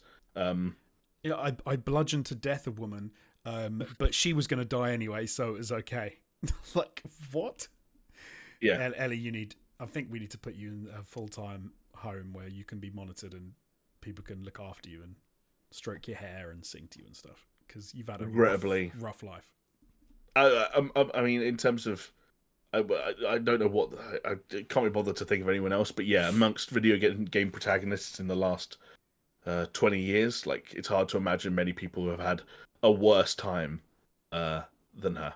But I think it would be really out of touch and people wouldn't take it well. But I'd be interested to see like a dramatic series whereby you sort of have what mental illnesses have video game protagonists got off the back of like what's happened to them, like or what. So for example, Kratos is like sociopath, or I don't know. Nathan Drake was probably like a what do you call it, manic depressive. Like, do you know what I mean? I don't think Nathan Drake has depression. Come on, he's super melancholy at points, and then he'll be super he's super excited about blowing people away in the next minute. I think his melancholic like phases are always justified and don't last that long. They are justified. I think his main problem is that he's a horrible manipulator. Like, he spends like half of the plot of the 4th game is about him lying to his wife about what he's doing. Is that psychopathy, when you sort of manipulate people to your own ends? Is that when you're a psychopath? Maybe. I could see him being a bit of a psychopath, but then his brother's a psychopath as well, so maybe it just runs in the family. Genetic. I think there's a lot of video game PTSD out there. I think that's probably have to be amongst the more common experiences. Kratos is a tricky one because I don't know, like sometimes he seems weirdly grounded, and like this is just a dude where if you left him to his own devices, he'd just sit around being a decent dad from now on. But then other times you're like, yeah, I think there are points in the recent God of Wars where you're like, if nothing else happened, if no one else intervened or came and interrupted his life, he'd just go about his days being a decent dad. He doesn't just kill for the sake of killing. He kills for revenge. He kills to protect his family. Like, he spends most of those games just being like, I would just like to sit at home and everyone leave me alone, please. Isn't one of the first things he does with Atreus? Not Atreus. It is Atreus, isn't it? Yeah. Oh yeah, no, it is Atreus. Sorry, in my head. You talk about hunting. I was gonna say, like, you remember the trailer in the first one where like they're out hunting and then they come across like that big bull demon thing, and he then beats it to death with a tree trunk. But it starts attacking them. I just made me walk off, just like go home. Yeah, but now you're not making a video game anymore.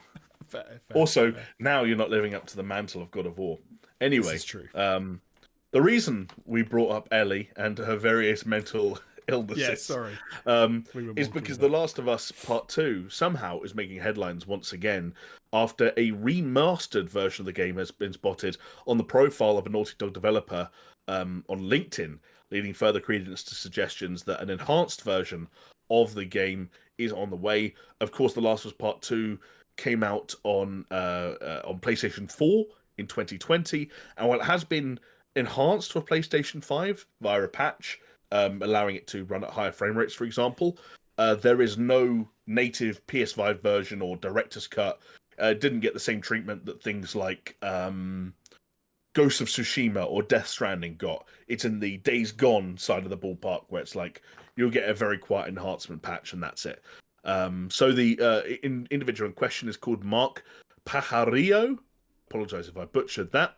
Who worked as an environment artist on The Last of Us Part 2, as well as a couple of other Naughty Dog games, including Uncharted 4 and The Lost Legacy.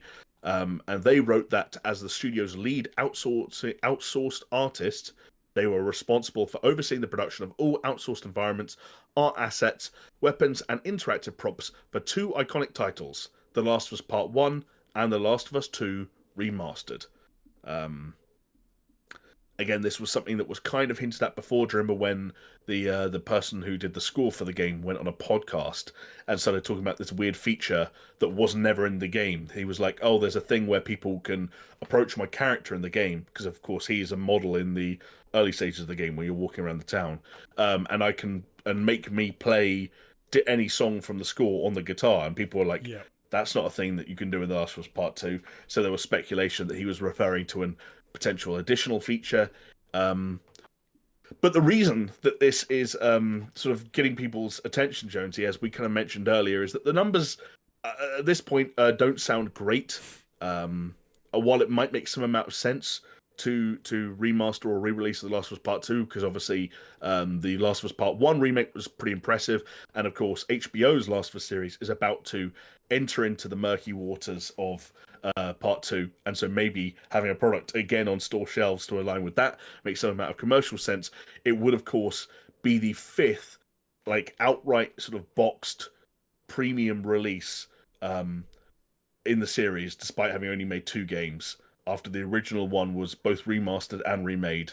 And now this is being remastered as well.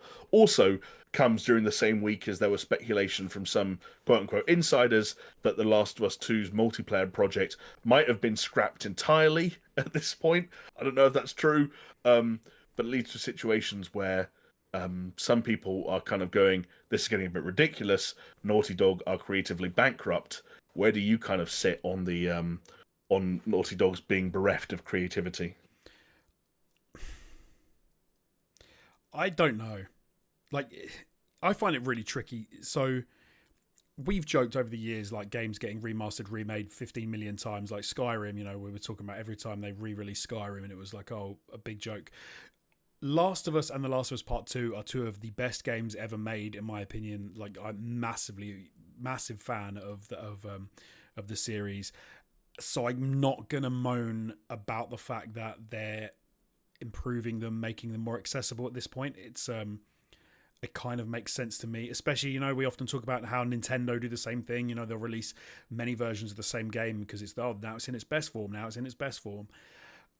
it does. But then at the same time, I'm totally with people when they say, like, why can't you just make more good content? Stop remastering, stop remaking. Like, it doesn't even have to be a sequel. Make a new IP.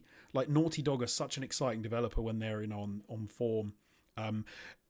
I'm sad to say it as well, but like the multiplayer thing by this point is almost pointless. Like, I'm gonna be excited about it, and I'm probably the only person because I liked the multiplayer of Last of Us Part 1.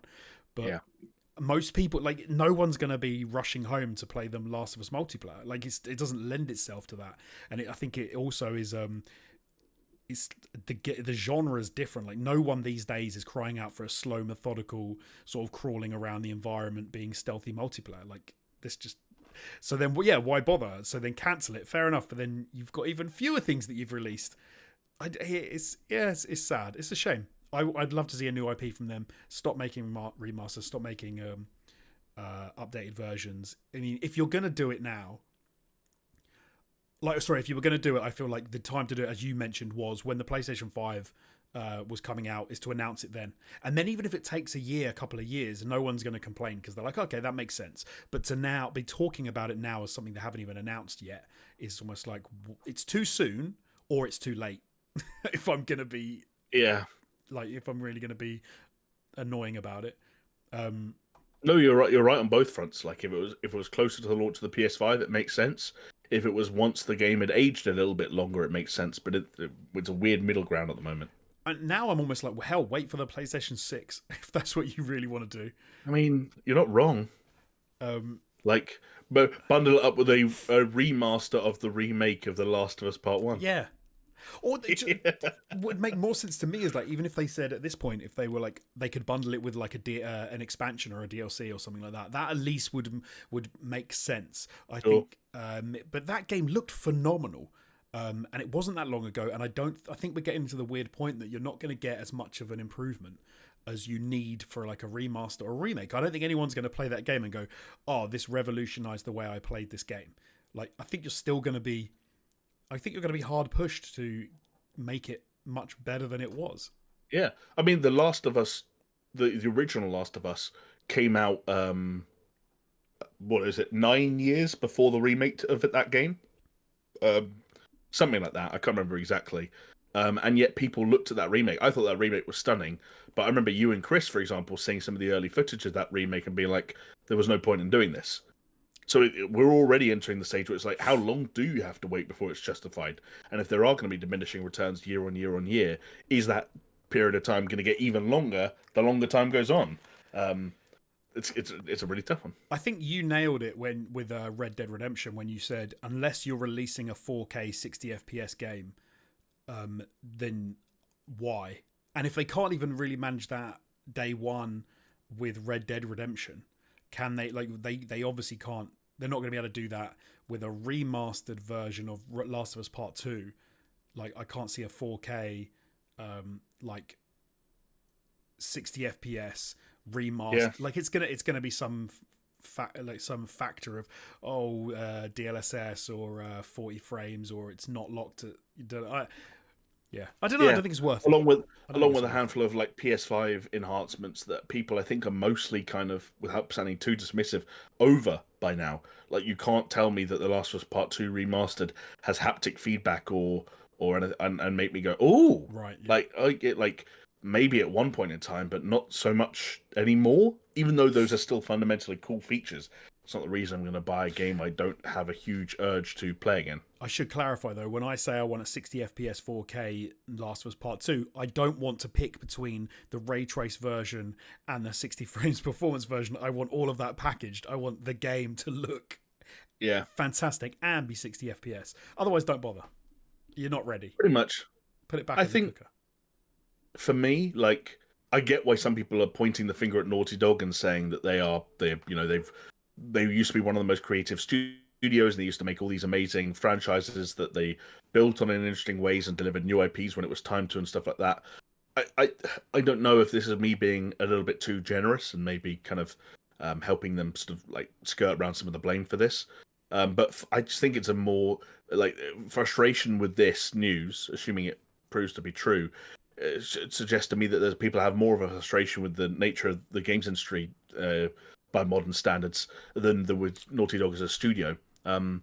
You go back to the PlayStation 3, for example, only 2 generations ago, and it seems astonishing, like head scratching to wrap your head around the fact that Naughty Dog in that one console generation were able to make the original Uncharted trilogy and The Last of Us. Like, they were able to make a new IP, deliver an entire trilogy within that new IP that got hugely better year on year. Like, the leap from 1 to 2 especially was ginormous, and yet wrap up that generation by making a generation-defining game in The Last of Us.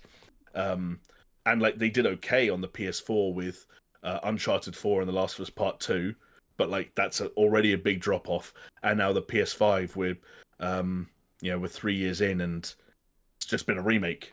So like that's then like that is Naughty Dog changing, but we have this conversation about like so many studios. Rockstar are the other poster boy for it, I know, but like the games industry is changing. How long Yeah. games take to make is changing. How much games cost to make is changing. How many people on average work on these games are changing. Like, and the considerations that have to be made to going into launching full-scale development on a brand new AAA game, especially one that's in a new IP, and new IPs take an incredible amount of pre-production time and planning and conceptual time. Like, I just think that those numbers have uh, the numbers on the financial side, the time side, the headcount side have blown up so much, even in just the last 5 to 10 years, that I think most people are just unaware of how difficult it is to get vehicles like that off the ground. And the financial kind of repercussions of getting it wrong. We were just sitting here last week talking about Sega canceling the most expensive game they've ever made, like months before it was meant to come out, because it didn't make financial sense to continue anymore. Like, game development, 6,000 people have lost their jobs in the games industry this year alone. There's never been a more precarious time to make games, and that means developers and publishers have to make uncomfortable decisions. And uncomfortable decisions means, as people observed in the movie industry decades ago, making surefire bets that they know will get bums in seats. Yeah. And working with established franchises, for as much as people don't think it's creative enough or interesting enough, is a far more of a safe bet. And if you put two folders in front of a PlayStation executive, and one of them said The Last of Us 2 remastered, and the other one said quadruple A science fiction new IP, only one of those folders gets picked up. And especially teams are so big. The Naughty Dog have hundreds of employees. They will have units within that team. Not all of they won't have hundreds of people all doing one thing at once. They will have people who work on this and people who work on that. They will have a team that will work on that multiplayer thing. They will have a team that helped out with the Last of Us Part 1 remake. They will have a team that had been working with Druckmann on developing whatever he's doing next the whole time. Like, there's so many things going on. You need to have different projects at different stages in development. You can never afford to have people sitting on their hands. The other problem with a new IP, if you said we got 300 employees and they all get on and off the same projects at the same time, we're a one project studio. When a project's in development, it's in development. When it's done, and so on and so forth. You then sit around and say, right, Neil, how about what's next? And he says, let me go away for 6 weeks and write a script and come up with some ideas, and I'll work with a concept artist to get some diagrams together. And you say, 6 weeks to get together an idea for the next $1 billion IP. That sounds pretty great. Then someone from finance knocks on your door and says, you realize you just greenlit 6 weeks of hundreds of coders and engineers and artists Doing and so on and nothing. so, sitting on their ass for it, and you go, oh shit, what do we get them to do? And so there needs to be this cycle of stuff. And in some respects, things like The Last of Us Part 2 remastered, much like The Last of Us Part 1, become the necessary evil for the projects that people do want and will eventually get. They're just not going to get as many of them as they did 10, 20 years ago. And I know that sucks, but that's the nature of the beast at the moment. I completely agree, and maybe that's part of the consideration when they actually greenlight these projects these days, is to say the only reason we're going to say yes to this game is because we know that we'll be able to make the initial game, then we'll be able to make the remaster, and then we'll be able to make the remake. So actually every game needs to be 3 games, and that's the way that the finances work. And so I suppose they say to me, is Naughty Dog, are they being complacent? Are they not doing enough new stuff? But actually it might just be that this is the nature of the beast, and this is how it's going to be from now on with games that take 10 years to make. And as long as gamers, as long as we say yes to it, every 10 years, don't worry, you'll get a new IP. But in the meantime, in the interim decade, you're going to have to put up with a remake and a remaster, and you're going to have to spend your money, and you're going to have to buy it. I think that's. I don't think that's that bad. Like I said, it does frustrate me to some degree, because you end up spending a lot of money for a little return in some respects. But it's understandable.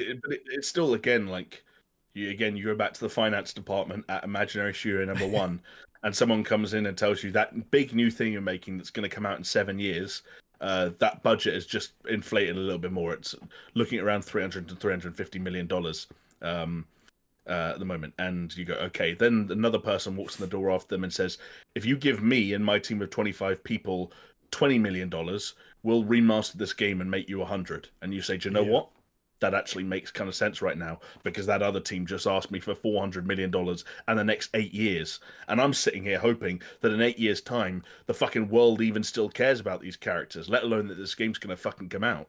That's the weirdest part, yeah. Oh, it is fascinating sitting talking to developers or especially like producers, creative directors, leads, franchise directors, whatever it is, sitting there looking at PowerPoints and saying, and they sit there and say to you, this is the game that we're about to go into development with. And you go, when do you hope it comes out? And they're like, 6 years.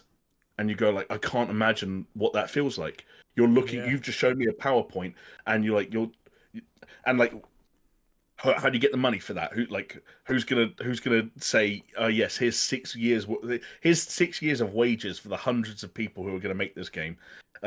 By the way, we want to see your progress every single month for the next 6 years, and if at any point we don't feel like it's trending towards the game that you promised, or if the industry trends away from the game that you're trying to making, we're going to pull the rug. And then you have hundreds of people that you're paying the salaries for who need something else to work on. It is brutal out there. So, Beyond Good and Evil 2. And I just feel sorry when I hear titles like Beyond Good and Evil 2, because for every Beyond Good and Evil 2, for every time Patrice Désolé, or whatever the fuck his name was, gets to go on stage and cry at E3 because Beyond Good and Evil 2 is released, there's hundreds of people out there right now who are either crunching on it, worrying that it's going to be scrapped, and that all the work they've done will be lost for time, and they're going to spend the rest of their years with, redacted video game 1 on their CV. Maybe not in the case of Beyond Good and Evil 2, because it is extremely public by this stage. And worrying about whether they're going to lose their jobs, what job they have once Ubisoft have decided what they're going to do with Beyond Good and Evil 2, if they haven't already.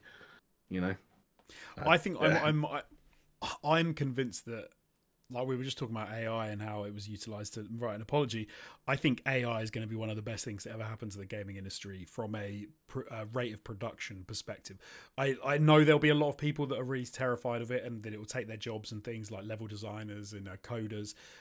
But I think if we manage to get through the early painful days, I think those people will find, hopefully, more fulfilling jobs working alongside AIs to build games that look the best, play the best, and are made in a more timely fashion than like we could possibly imagine, and they're going to look incredible.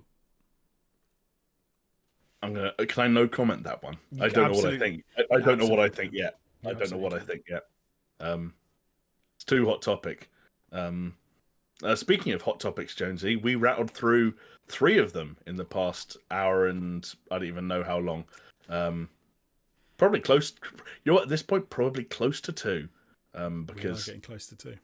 I rambled a bit at the end there. And I think, considering we are getting close to 2 and we've crossed everything off the list, we can put a bow on this bad boy and bid adieu to the fine folk that have joined us on this adventure. How does that sound? Sounds good. Awesome. Well, thank you, Jonesy, for joining me for the past couple of hours to chat video games, and for offering all your wondrous insights.